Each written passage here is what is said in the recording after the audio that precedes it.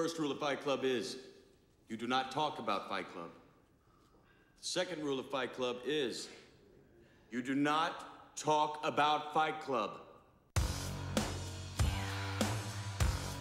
With those words, Brad Pitt's character Tyler Durden paved the way for a violent anarchist movement in the cult film Fight Club. But in small towns across the United States, Fight Club inspired something different.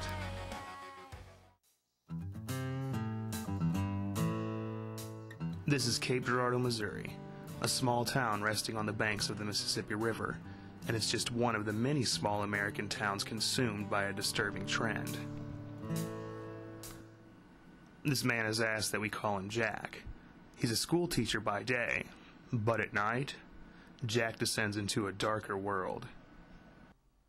I go to Pillow Fight Club about 3 or 4 times a week, sometimes more, depending on the week, really.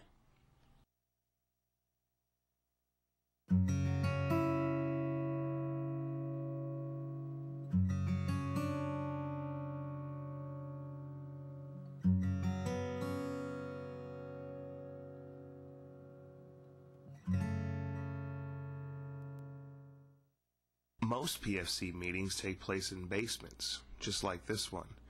You can see the remnants of a pillow fight left behind.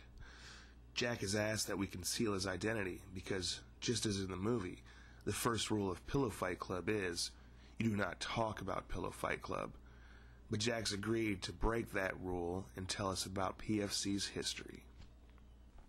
It started in retail stores, just out in the open, you know, just having pillow fights in the aisles, but after getting kicked out of Bed Bath & Beyond for about the 10th time, we knew we needed someplace new. Abandoned houses and basements just seemed like the right place to be.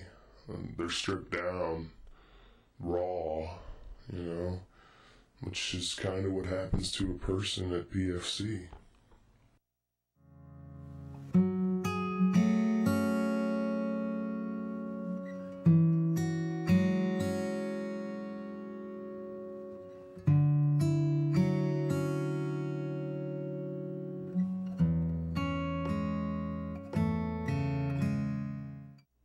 Phil Ordonia is a father and a recovering pillow fighter.